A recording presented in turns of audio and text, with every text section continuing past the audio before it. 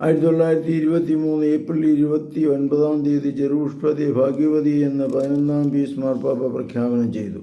1925 May 17 വിശുദ്ധ എന്ന് നാമകരണം ചെയ്തു.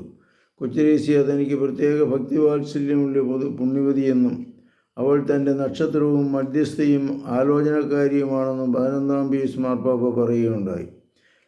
ഒക്ടോബർ 1 വിശുദ്ധ കൊച്ചുത്രേസ്യയുടെ തിരുനാൾ ദിനമായി തിരുസഭ പ്രഖ്യാപിച്ചു. 1927 11-ാം പീസ് മാർപ്പാപ്പ ജോൺ ഓഫ് ആർക്കിനോടൊപ്പം ഫ്രാൻസിൻ്റെ സഹമധ്യസ്ഥയായി വിശുദ്ധ കൊച്ചുത്രേസ്യയായി നിശ്ചയിച്ചു. 1997 ഒക്ടോബർ 19 വിശുദ്ധ ജോൺ പോൾ രണ്ടാമൻ മാർപ്പാപ്പ കത്തോലിക്ക സഭയിലെ 33-ാം വേദ പാരംഗതയായി വിശുദ്ധ കൊച്ചുത്രേസ്യയായി പ്രഖ്യാപിച്ചു. വിശുദ്ധയുടെ മാതാപിതാക്കളായ ലൂയി മാർട്ടിനെയും സെലിഗ്വറിനെയും 1994 ജോൺ പോൾ രണ്ടാമൻ മാർപ്പാപ്പ ധന്യ എന്ന് പ്രഖ്യാപിച്ചു.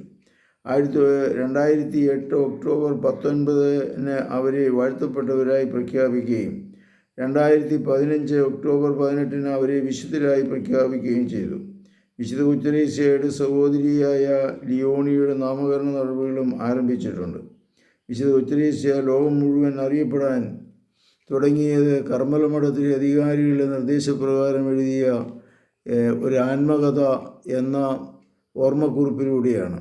1995 അവൾ തൻ്റെ ചേച്ചിയുടെ കർമ്മല മഠത്തിലെ അന്നത്തെ മഠാധിപതിയുമായിരുന്ന യേശുവിൻ്റെ ആഗ്നസ് എന്ന് വിളിക്കപ്പെട്ടിരുന്ന പൗളിൻ്റെ ആജ്ഞാപ്രകാരം തൻ്റെ ചെറുപ്പകാലത്തിലെ ഓർമ്മക്കുറിപ്പുകൾ എഴുതി തുടങ്ങിയത്.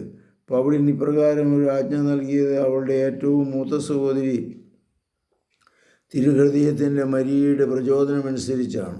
1896 സെപ്റ്റംബർ മാസത്തിൽ ഒരു ധ്യാനം നടക്കുന്നതിനിടയ്ക്ക് തിരുഹൃദയത്തിൻ്റെ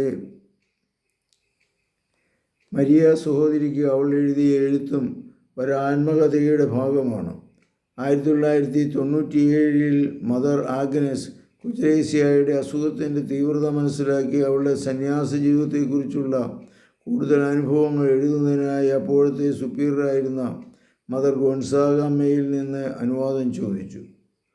പരിശുദ്ധ പരമദിവ്യകാരുണ്യത്തിന് നേരവും ആരാധനയും സ്തുതിയും പുകഴ്ചയും ഉണ്ടായിരിക്കട്ടെ. ഈശോ മിശിഹായ്ക്കും സ്തുതിയായിരിക്കും.